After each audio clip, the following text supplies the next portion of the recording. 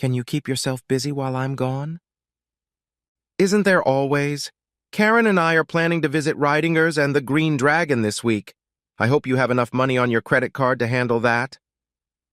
As long as you stay away from diamonds, emeralds, and rubies, you'll be fine. We laughed a little at that. Both of our kids were gone, and being empty nurse, we were doing pretty well. Marcia had never worked. We discussed the possibility of her being employed after the children left, but never came to a consensus.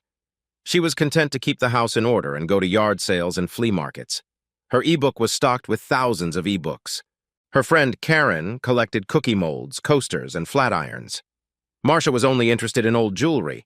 She had a large hand-carved walnut chest in which she kept all her treasures.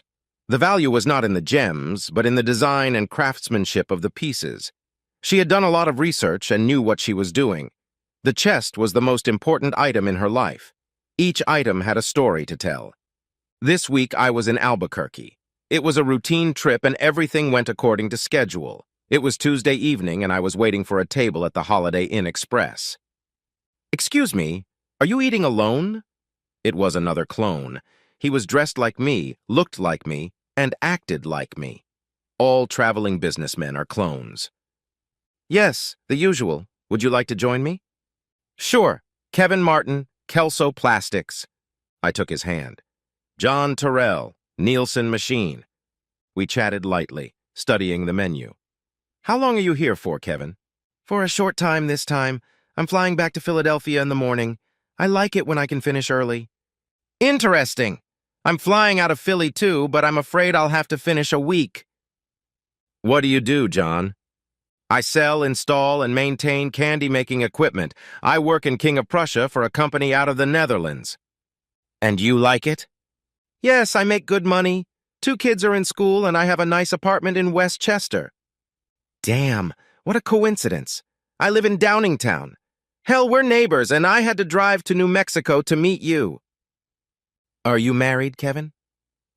"No, I was widowed about 10 years ago, but I have a steady girlfriend. What about yourself?" "Married 23 years and looking for another 23? Oh, John, let me show you what I found today. My girlfriend collects fashion jewelry. Every trip I bring something for her. I went a little overboard this time, but it's really nice." I was suddenly very interested in what he was going to show me. He pulled a purple Crown Royal bag from his jacket pocket and carefully dumped a silver necklace in the shape of a zucchini flower onto the table.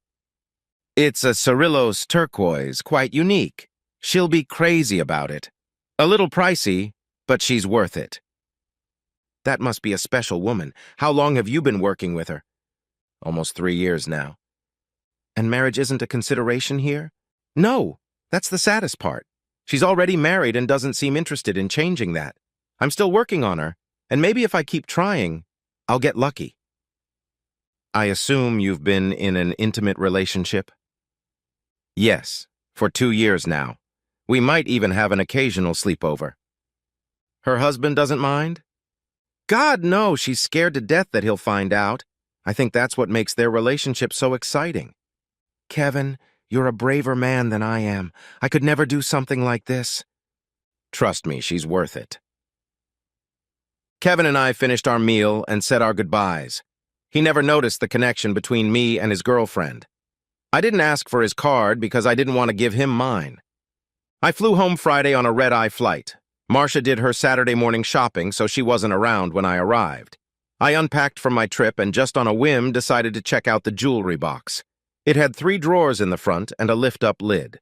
There was a false bottom under the bottom drawer. The zucchini flower necklace was still wrapped in the Crown Royal bag and neatly tucked away in a hidden spot. Along with it lay a beautiful emerald-cut ruby ring that I'd never seen before. I put everything back just as Marcia walked through the door. There was no doubt that as soon as Marcia saw me, she knew everything. Neither of us said anything other than the usual words, "glad to be home" and "glad you're home." I spent the morning doing yard work and the second half of the day sleeping. Marcia stayed away from me all day. Dinner was Chinese food. I asked her how the flea market hunt went, and she asked me how my trip to New Mexico went.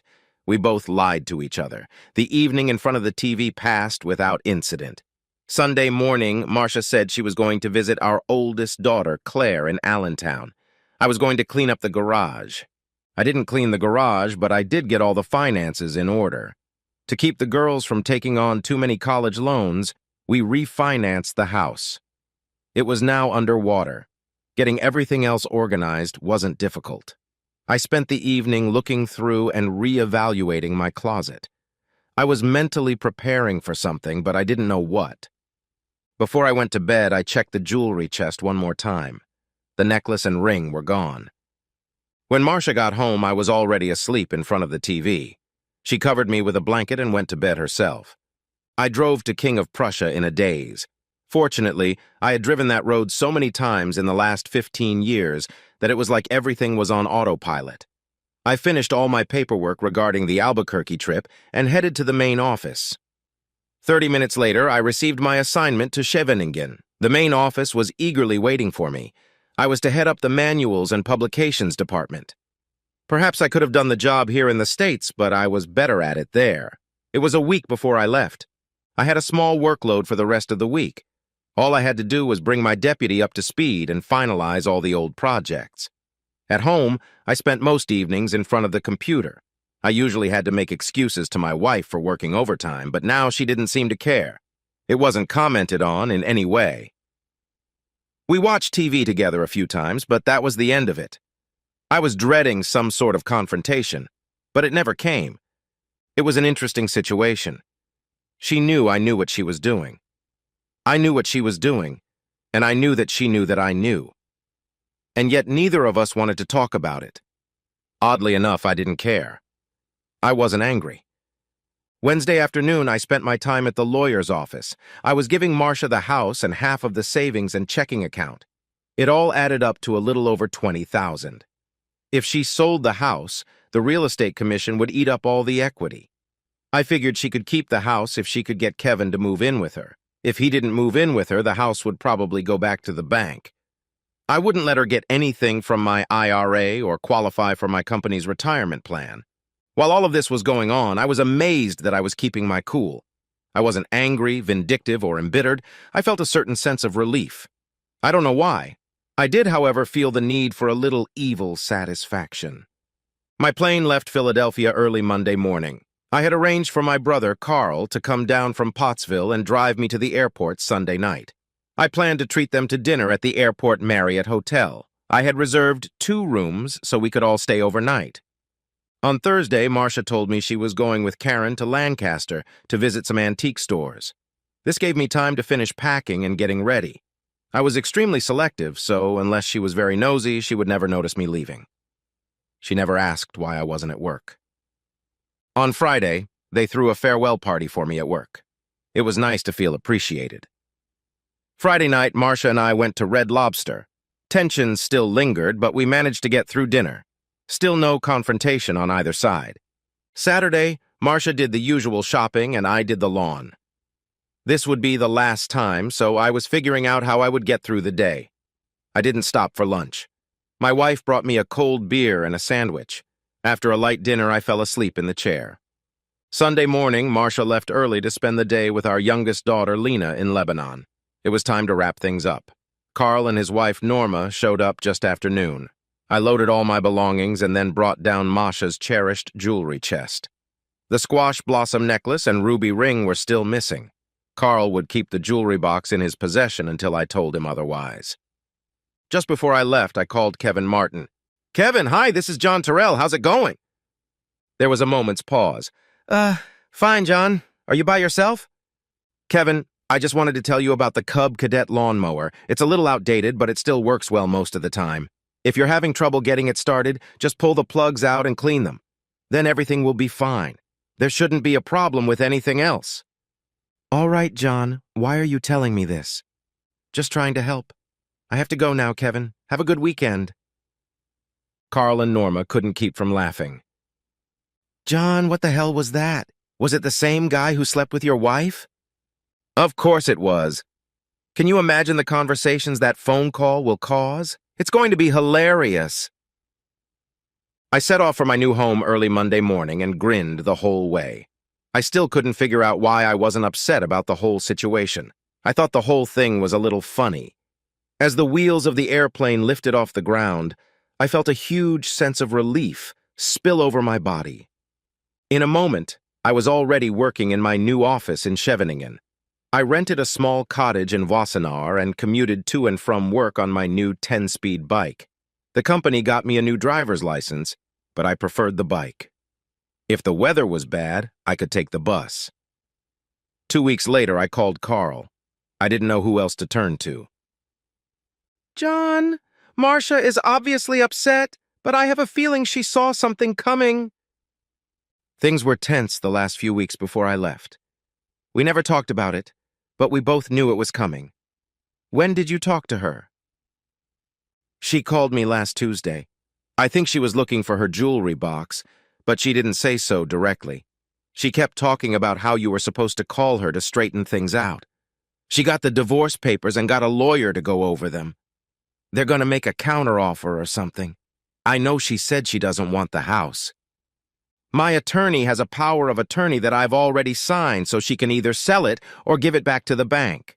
I don't care because I don't want or expect to get anything from him. I'll have him send it to an attorney." It was a funny conversation. She didn't apologize or feel the need to defend her act. At least to me, I felt no guilt or remorse. I thought breakups like that were supposed to be very emotional. "You two are a couple of cold fish." "Carl, I can't explain it. I don't understand myself." "Oh, and one last thing. She said there's no way she'll agree to a divorce until she gets her jewelry back. If you happen to talk to her again, tell her there's no way she's getting her jewelry back until the divorce is final." Needless to say, the divorce proceedings did not go well. We fought over the terms for 6 months. She wanted half of my IRA and half of my company pension. She wanted me to pay the mortgage on the house she refused to sell or move out of. She wanted alimony. Big alimony. She was angry that I refused to give her the jewelry back. And Kevin Martin decided there was too much drama and decided to move on with his life. Since all of this started, I've avoided socializing with my daughters. I decided it was time to call Claire. "Dad, Lena and I spent the whole weekend with Mom. She told us everything. We understand why you left and none of us blame you for any of it. She's totally upset, but she's too proud to let you know that. She doesn't want a home. She's being a bitch about the divorce because she doesn't want it at all. We've convinced her it's inevitable, but she's having a hard time accepting it." What can I do? I'm not going back to the old relationship. I don't think anyone expects that. However, she is lost as her boyfriend seems to have disappeared. She has no job skills and no job prospects. She doesn't pay her mortgage and has to spend the money you left her just to pay the utilities. Lena has offered to let her move in with her temporarily. You have to throw her a bone, Dad. The lawyer had no trouble negotiating with the bank to repossess the house. It cost me a few thousand, but it was worth it. Carl contacted 2 men and a truck and had Marcia move to Lebanon by the end of the week. The biggest problem was the extra furniture, which eventually had to be sold for pennies. I agreed to provide Marcia with fair child support, and she waived all other demands. The final stumbling block was the return of her jewelry chest. I agreed to this, but only with one final proviso. After paying a hefty VAT, I was able to collect the last parcel I had ever received from my wife. I carefully unwrapped it while sitting on the back patio. Inside the purple Crown Royal package was a beautiful squash blossom necklace. I didn't need it, but I felt it was symbolic. I spread it out on the table in front of me and picked up my phone. "Carl, give Marcia back her jewelry chest."